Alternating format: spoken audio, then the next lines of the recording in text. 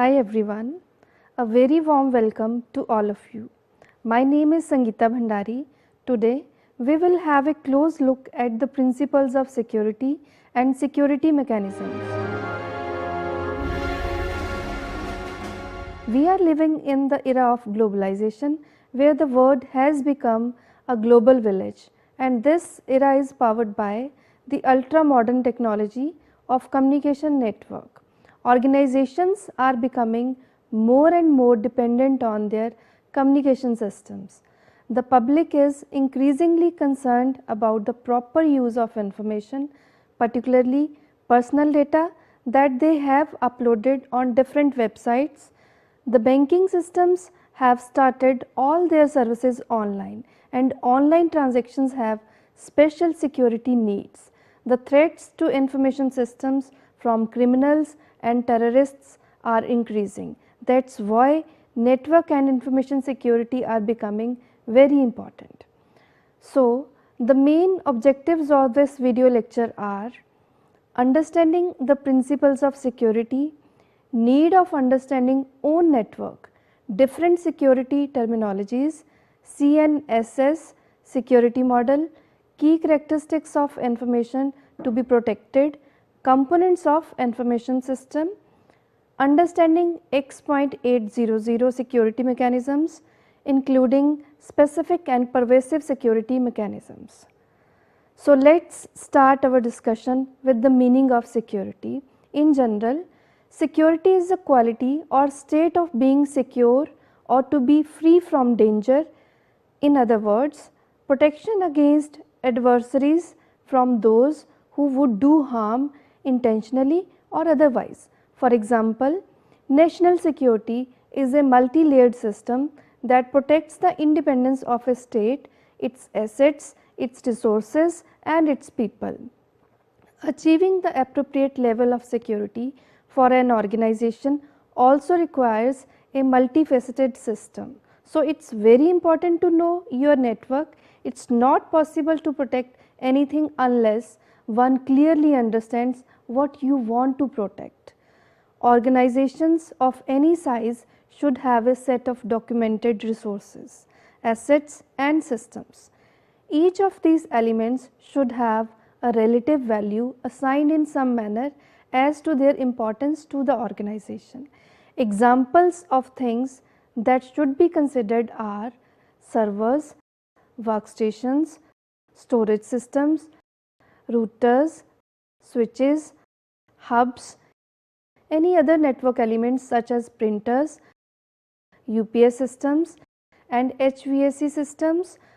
Other important aspects of this task include documenting equipment location and any notes on dependencies. For instance, most computers will rely on power backup systems such as UPSs, which themselves may be part of the network if they are managed. Environmental equipment such as HVAC units and air purifiers may also be present. A successful organization should have the multiple layers of security in place to protect its operations. These layers should include physical security, which means to protect physical items, objects or areas from unauthorized access and misuse. Number 2, personal security, that is to protect the individual or group of individuals who are authorized to access the organization and its operations.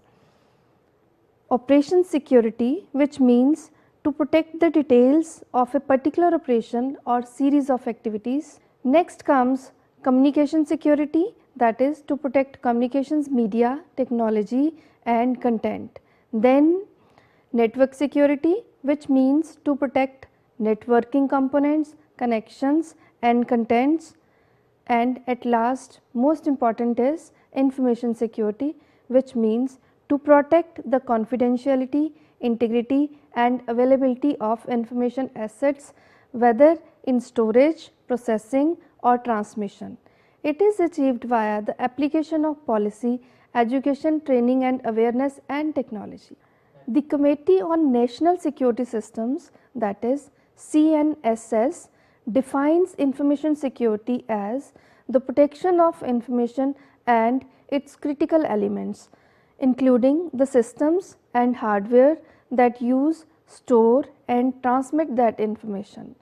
Figure shows that information security includes the broad areas of information security management, computer and data security and network security.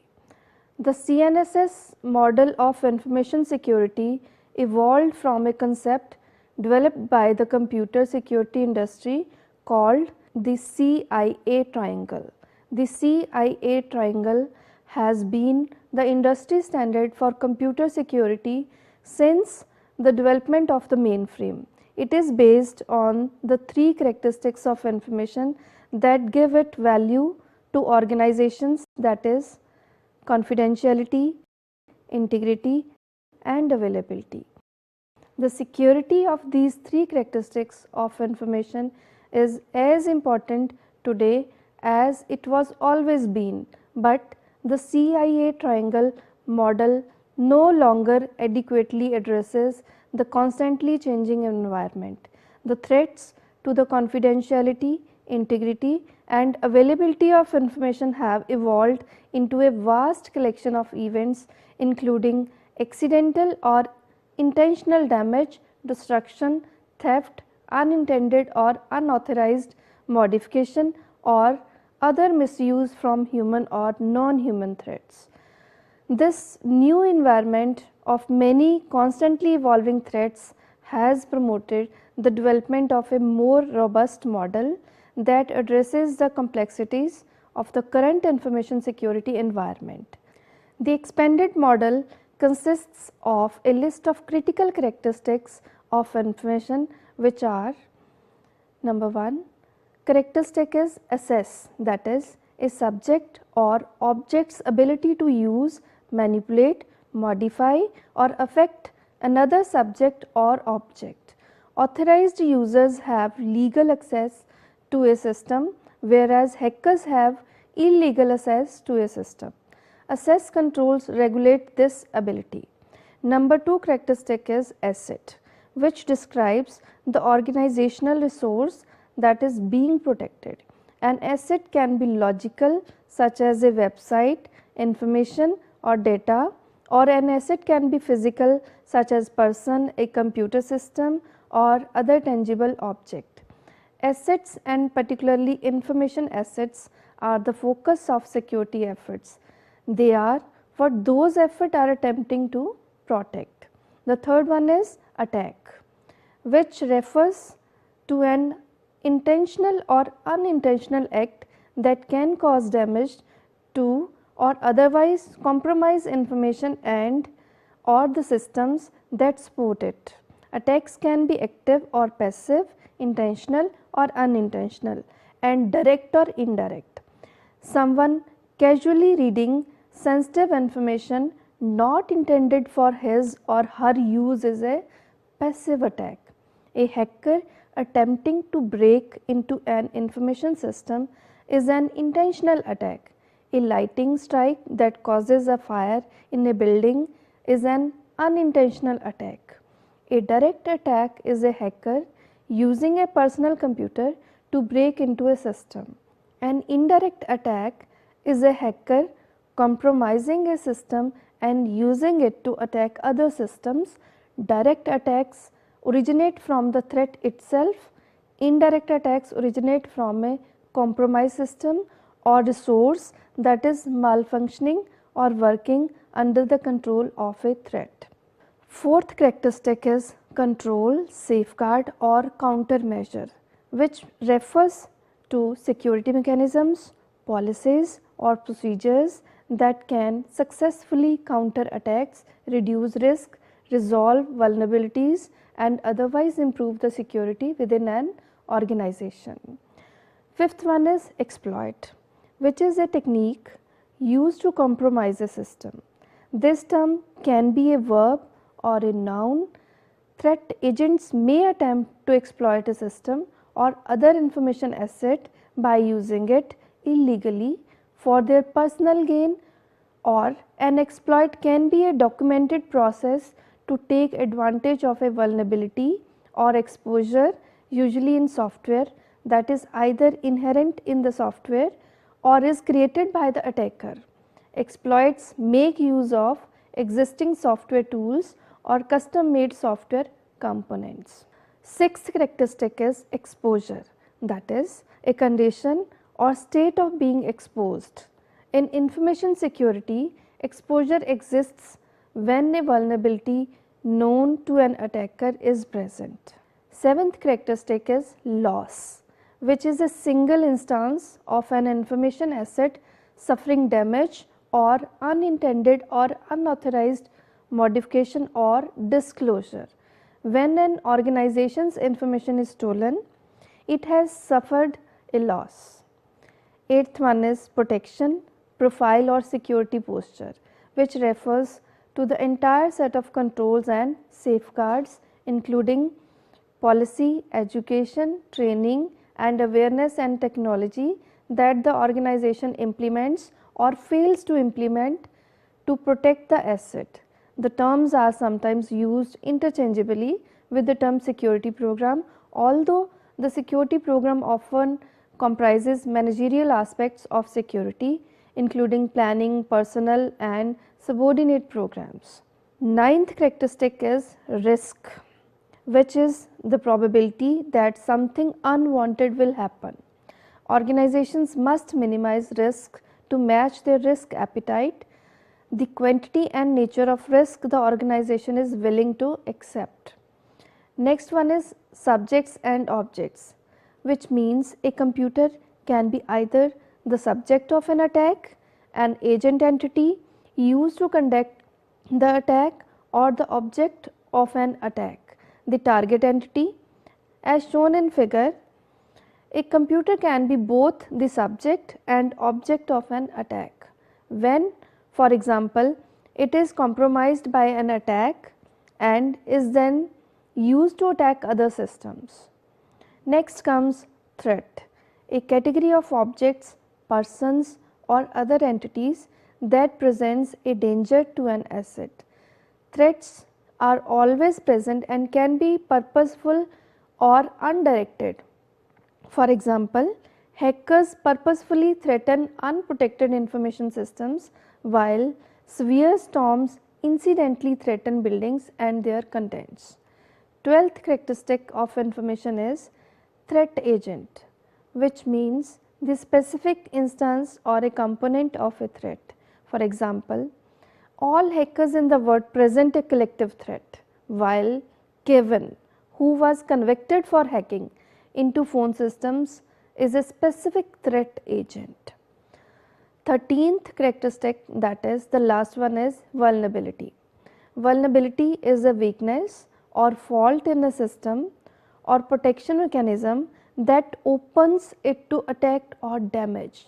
Some examples of vulnerabilities are a flaw in a software package, an unprotected system port and an unlocked door. Some well-known vulnerabilities have been examined, documented and published. Others remain latent or undiscovered. Now let us discuss components of an information system. As shown in figure, an information system is much more than computer hardware. It is the entire set of software, hardware, data, people, procedures and networks that make possible the use of information resources in the organization. These 6 critical components enable information to be input, processed, output and stored. Each of these information system components has its own strengths and weaknesses as well as its own characteristics and uses. Each component of the information system also has its own security requirements. Number 1, the very first component is software. The software component of the information system comprises applications, operating systems and assorted command utilities. Software is perhaps the most difficult information system component to secure. The exploitation of errors in software programming accounts for a substantial portion of the attacks on information. The information technology industry is rife with reports warning of holes, bugs, weaknesses, or other fundamental problems in software. In fact, many facets of daily life are affected by buggy software, from smartphones that crash or flawed automotive control computers that lead to recalls. Software carries the lifeblood of information through an organization. Unfortunately, software programs are often created under the constraints of project management, which limit time, cost, and manpower. Information security is all too often implemented as an afterthought rather than developed as an integral component from the beginning. In this way, software programs become an easy target of accidental or intentional attacks. Second component is hardware. Hardware is the physical technology that houses and executes the software, stores and transports the data, and provides interfaces for the entry or removal of information from the system. Physical security policies deal with hardware as a physical asset and with the protection of physical assets from harm or theft. Applying the traditional tools of physical security such as locks and keys restricts access to and interaction with the hardware components of an information system. Securing the physical location of computers and the computers themselves is important, because a breach of physical security can result in a loss of information. Unfortunately, most information systems are built on hardware platforms that cannot guarantee any level of information security if unrestricted access to the hardware is possible. Third component is data. Data stored, processed and transmitted by a computer system must be protected. Data is often the most valuable asset possessed by an organization, and it is the main target of the intentional attacks. Systems developed in recent years are likely to make use of database management systems. When done properly, they should improve the security of the data and the application. Unfortunately, many system development projects do not make full use of the database management system's security capabilities, and in some cases the database is implemented in ways that are less secure than traditional file systems. Fourth component in an information system is people. Though often overlooked in computer security considerations, people have always been a threat to information security. Unless policy, education and training, awareness and technology are properly employed to prevent people from accidentally or intentionally damaging or losing information, they will remain the weakest link. Social engineering can prey on the tendency to cut corners and the commonplace nature of human error. It can be used to manipulate the actions of people to obtain access information about a system. Fifth component is procedures. Another frequently overlooked component of an information system is procedure. Procedures are written instructions for accomplishing a specific task. When an unauthorized user obtains an organization's procedures, this poses a threat to the integrity of the information. For example, a consultant to a bank learned how to wire funds by using the computer center's procedures, which were readily available. By taking advantage of a security weakness, that is, by lack of authentication, this bank consultant ordered millions of dollars to be transferred by wire to his own account. Most organizations distribute procedures to their legitimate employees so they can access the information system, but many of these companies often fail to provide proper education on the protection of the procedures. Educating employees about safeguarding procedures is as important as physically securing the information system. After all, Procedures are information their own right. Therefore, knowledge of procedures, as with all critical information, should be disseminated among members of the organization only on a need to know basis. The important component is network. The information system component that created much of the need for increased computer and information security is networking. When information systems are connected to each other to form local area networks, and these local area networks are connected to other networks such as the internet, new security challenges rapidly emerge. The physical technology that enables network functions is becoming more and more accessible to organizations of every size. Applying the traditional tools of physical security such as locks and keys to restrict access to and interaction with the hardware components of an information system are still important, but when computer systems are networked, this approach is no longer enough. Steps to provide network security are essential, as is the implementation of alarm and intrusion systems to make system owners aware of ongoing compromises. Now, we will discuss different security mechanisms. Security mechanisms defined in ITU T recommendation X.800, which can be divided into those that are implemented in a specific protocol layer, that is specific security mechanisms, and those that are not specific to any particular protocol layer or security service, that is pervasive security mechanisms. As shown in figure,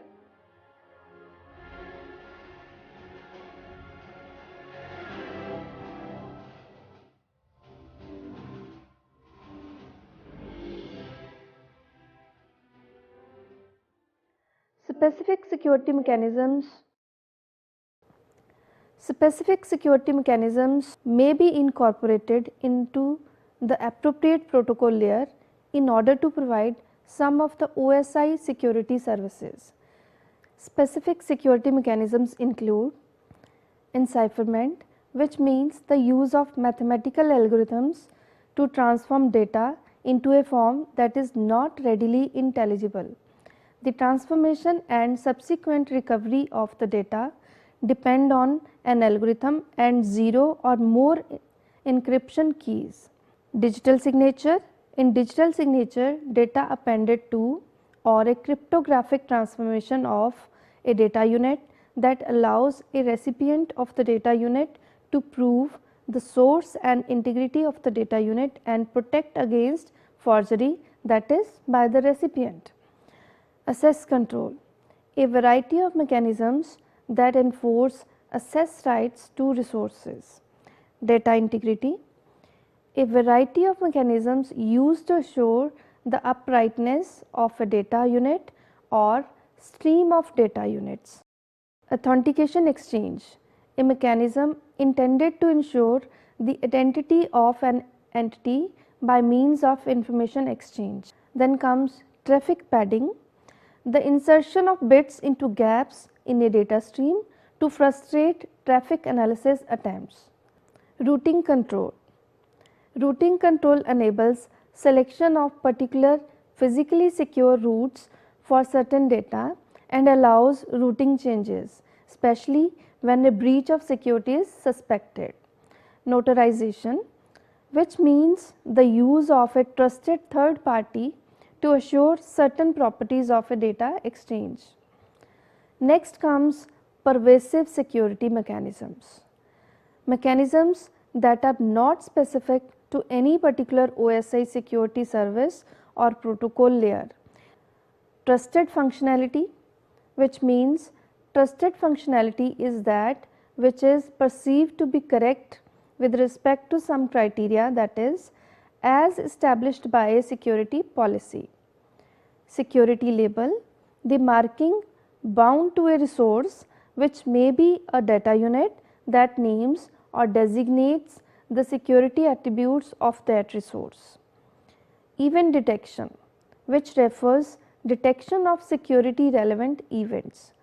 Then security audit trail, which refers data collected and potentially used to facilitate a security audit, which is an independent review and examination of system records and activities. At last, there may be security recovery mechanisms.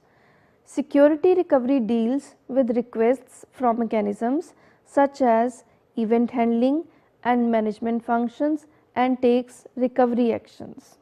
Eventually, we can say security is the biggest requirement of today's communication network. But before implementing security, we need to understand the various aspects and characteristics of information systems, and moreover, we must understand our own network and the resources to be protected. X.800 offers different specific and pervasive security mechanisms which include encipherment, access control, digital signature, data integrity, trusted functionality, security label, etc. That's all for this session. Thank you for watching.